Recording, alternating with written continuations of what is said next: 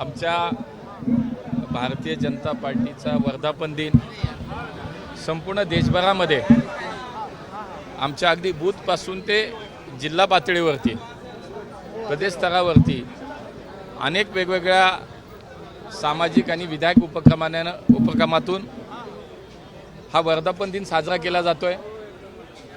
गेले अनेक वर्षाचा हा सगळा प्रवास अत्यंत प्रतिकूल परिस्थितीमध्ये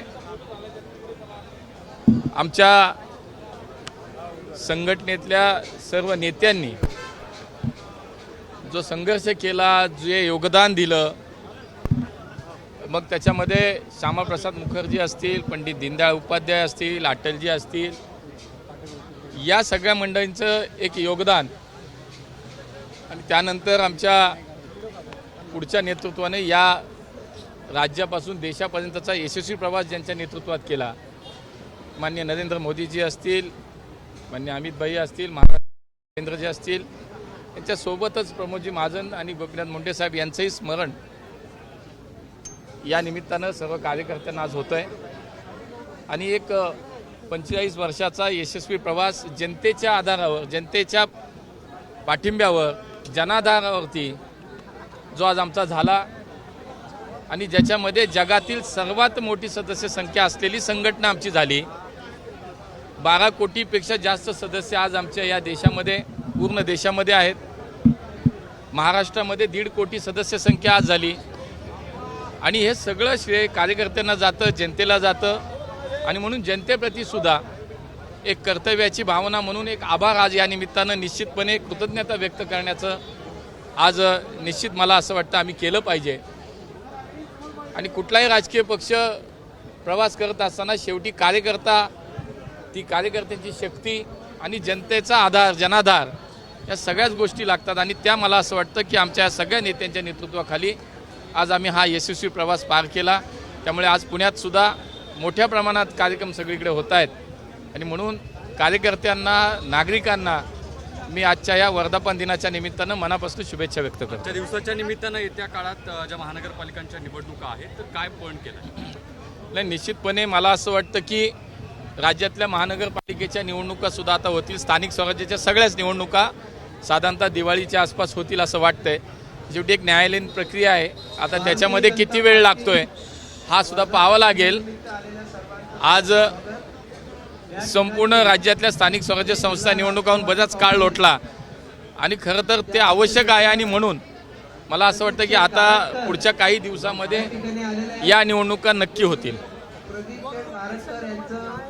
भारतीय जनता पक्षाचे अध्यक्ष माननीय धीरज भाऊ घाटे माईक बंद करा रे, स्वागत करीत आहोत। वक्फ बोर्डाच्या संदर्भातली भूमिका वेगळी काय असणार ती तर सिद्ध झाली। ती तर देशाच्या दोन्ही सभागृहामध्ये, संसदेच्या दोन्ही सभागृहामध्ये हे विधेयक दुरुस्त करून ते पारित झालं आणि हे दुरुस्तीचं विधेयक पारित झाल्यानंतर आता खऱ्या अर्थानं या देशातील आमच्या गोरगरीब मुस्लिम जनतेला, आमच्या मुलांना, मुलींना खऱ्या अर्थानं न्याय मिळेल।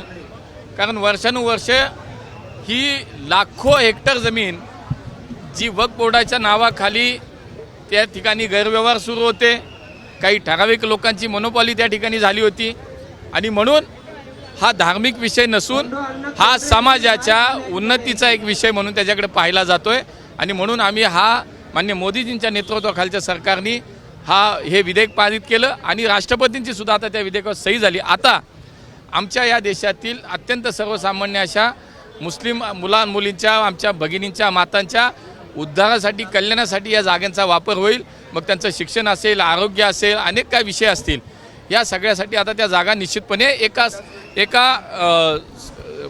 एका चौकटीमध्ये आता त्याचं काम चालेल।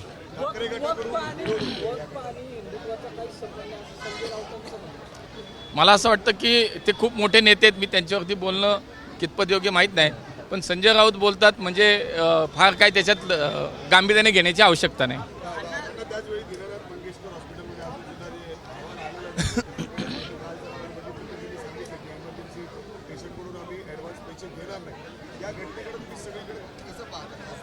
नाही, मुळामध्ये समाजातल्या प्रत्येक स्तरातून झालेल्या घटनेचा निषेधच झाला आहे।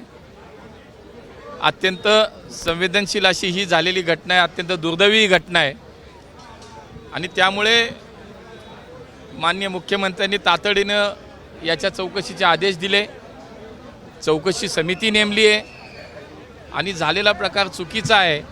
त्यामुळे चुकीच्या या सगळ्या झालेल्या प्रकारावरती जे कोणी दोषी असतील, संस्था असेल, व्यक्ती असेल, त्याच्यावरती निश्चितपणे कारवाई होईल आणि एक लोकप्रतिनिधी म्हणून निश्चितपणे जनभावना ज्या आहेत त्या काही माझ्या आणि त्या जनभावना वेगळ्या नाहीत आणि स्वाभाविकपणे म्हणून झालेला प्रकार हा दुर्दैव आहे.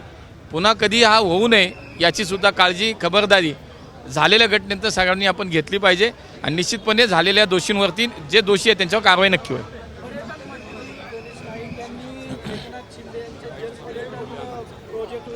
राज्याच्या सरकारमधला विषय आहे, मला तुम्ही केंद्रातलं विचारा, संघटनेतलं विचारा.